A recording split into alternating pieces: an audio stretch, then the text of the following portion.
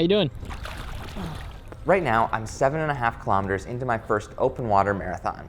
My hands and feet feel numb from the cold, and my hamstrings are starting to seize from over 3 hours of kicking.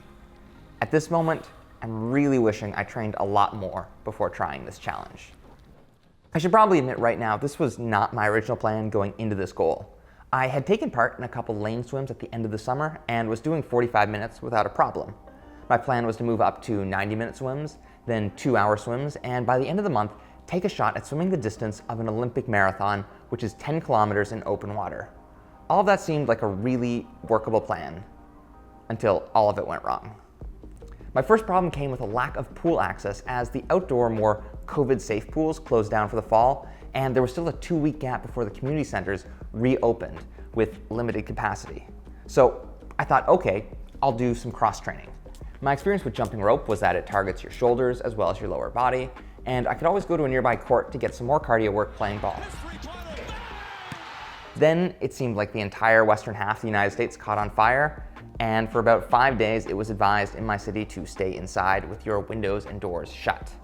That limited all of my cardio down to riding a stationary bike and doing a little bit of weight training on the side. With just over a week to go before the day of my swim, I knew there was no way I was going into this challenge with even half the training I'd hoped for. And I had a major problem to figure out. So I decided to try something I'd never done before called visualization practice. Visualization is a form of mental preparation that's practiced by top athletes. It involves working your mind through various scenarios before they happen, imagining your success and visualizing what that will feel and look like. Researchers found visualization actually stimulates the same regions of your brain that will be in use during the event itself. A perfect example of visualization in practice comes from the most decorated Olympic swimmer of all time, Michael Phelps. In a gold medal race, Michael's goggles filled with water after his opening dive. Fortunately, Michael had already played through this exact scenario in his mind long before it happened. He pre-counted every stroke he needed before it was time to go into his flip turns, and at the very end of the race, Michael's opponent looked up a split second before touching the wall, while Michael Phelps, with his goggles still filled with water, kept his form and touched the wall just as he imagined doing in his preparation, and won the gold again. For my own visualization, this process involves setting 20 to 25 minutes aside each day to lay on my floor and imagine myself going through the different stages of my 10K swim. The goal is to paint as complete and detailed a picture as possible, from the temperature of the water to the choppiness of the waves. I decided to roll onto my stomach to try and imitate the position of being in a front crawl and imagine various problems and challenges that may come up over the course of the marathon. After my session, I actually wrote out a list of all the challenges I expected to come up over the course of the swim, and I kept adding to this list after each visualization.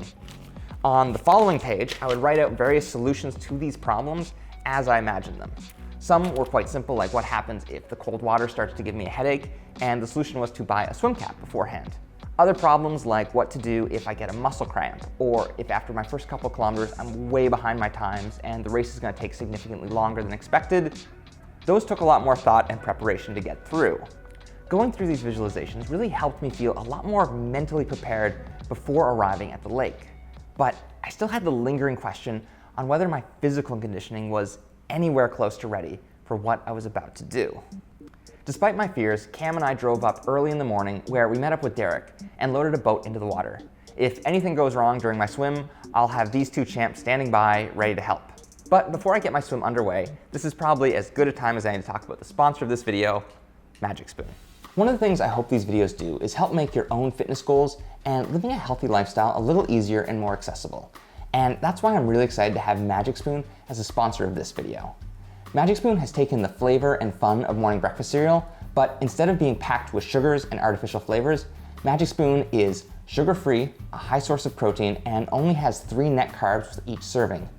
I like to snack on Magic Spoon in the afternoon when I'm working on an edit, or I'll pair it with some fruit in the morning so it's unironically part of a balanced breakfast. Cam and I both love trying Magic Spoon's variety box set. My favorite was their fruity option, then my wife tried it and she loved it, then she brought a box to a friend who can't have gluten and they loved it as well. Magic Spoon is gluten-free, grain-free, soy-free, GMO-free, and keto-friendly, so it's a fun and healthy option no matter the diet you're trying to keep. If you want to try the same variety pack Cam and I enjoyed and sample Magic Spoon's 4 most popular flavors, those are fruity, cocoa, frosted, and blueberry, then go to the link below and use the code GOALGUYS for free shipping when you purchase. Enjoy great tasting breakfast cereal that also happens to be good for you as well. Now, back to my swim. When we arrive at the water, I go down and dip my fingers in the lake, and the water is pretty warm, which is a good sign. It's also really calm, which is nice, so I'm not gonna be dealing with a lot of rapids and waves that are gonna be just messing up with the swim. The downside that is really sinking in is from here, if you can see all the way in the distance, there is a walkway that goes across the water. That is the 1 kilometer point of the swim. I have to go down to that walkway and back 5 times, and looking at that distance, it is really setting in that this was maybe a stupid idea. As I get my wetsuit on, Cam and Derek head out in the boat. They'll be with me every step of the way for safety, and I've tied a flotation buoy to my waist in case there's an emergency.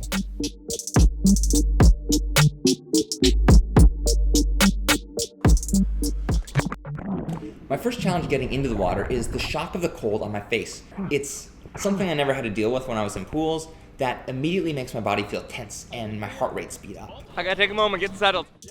Fortunately, this was an easy obstacle to visualize beforehand and prepare steps to deal with. I swim a few strokes with my head above water, take some deep breaths, and try again. From here, I start swimming.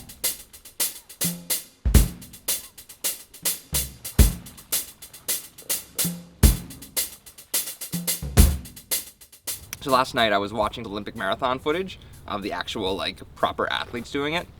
Average times are usually around hour 40, hour 50, and these guys are booking it. Booking it the whole time. So I'm trying to pace myself, but I'm also out here just if I get anything sub 5 hours, I'll be really, really happy. 5 hours.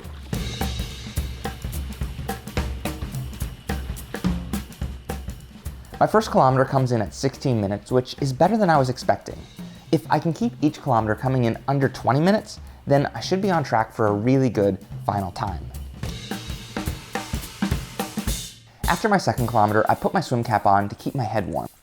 And for the next few laps, everything is going about as well as I could have hoped, with no signs of any of the worst case scenarios I imagine might happen during my visualizations.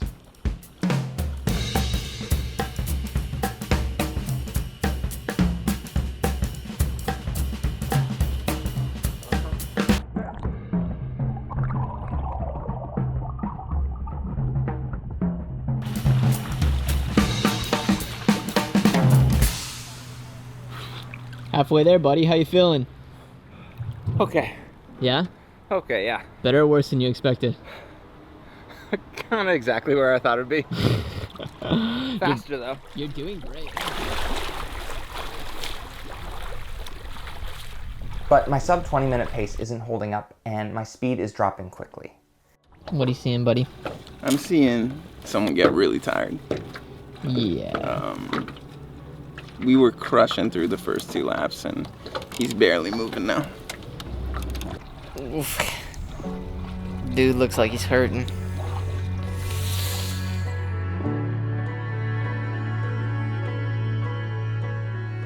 Halfway through my 7th kilometer, my body hits a wall. My hamstrings are starting to seize from the kicking, which I never prepared for in my visualizations, and I'm basically out of gas. I need a moment. Oof. This to a grand total of you swimming now for 2 hours and 40 minutes. That sounds about right. Fortunately, I'm able to grab my bearings holding onto the boat.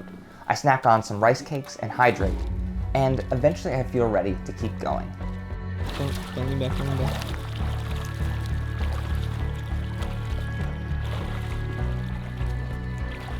When I ran through the visualization for this part of the race, the motivation I kept coming back to was knowing it was almost over, and I've come too far to quit now. So no matter how slow my pace is, I have to see this through.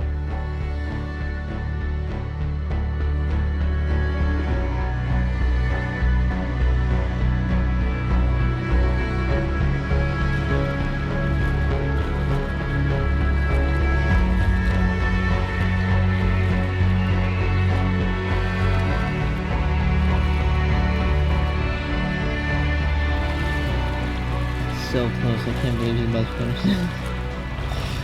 Yo.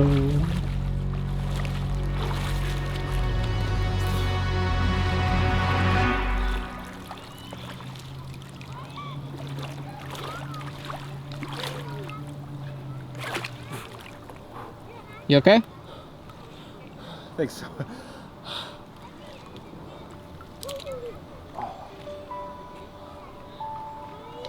Those last two were unpleasant in so many ways. And it really just never felt like I would look up, and I never felt like I was making any progress. So I'd just be like, I'm not moving, I'm not moving. And it got cold. Really? Got cold. After a while, yeah, because you're just in there for so long.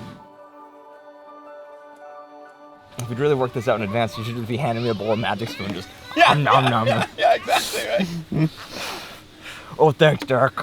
This is what I need. It took me 4 hours and 35 minutes to complete the swim, and if I'd been able to train the way I'd originally planned for this challenge, I might be disappointed by that time. But given the circumstances, I'm just really happy to have finished. I'm genuinely amazed at how much my visualization work actually helped prepare me for the swim itself, by allowing me to think through roughly 80% of the problems and mental blocks I experienced in the water, to the point where I don't think I would have made it the full 10K without that time doing the visualization work. However, next time I take on a long distance swim, hopefully that mental preparation can be paired with some actual swimming training. And now that Vancouver's community pools are open again, I'm planning to continue that training through the winter. If you've made it this far through the video, it would be so helpful if you could hit the like button and leave a comment. Videos like this take a lot of logistic work to plan and pull off, so it would really suck if the old ones of YouTube chose to bury this deep in the algorithm. Thank you so much for watching, and until next time, goal, YouTube Rangers, you mighty golden oh, for sakes.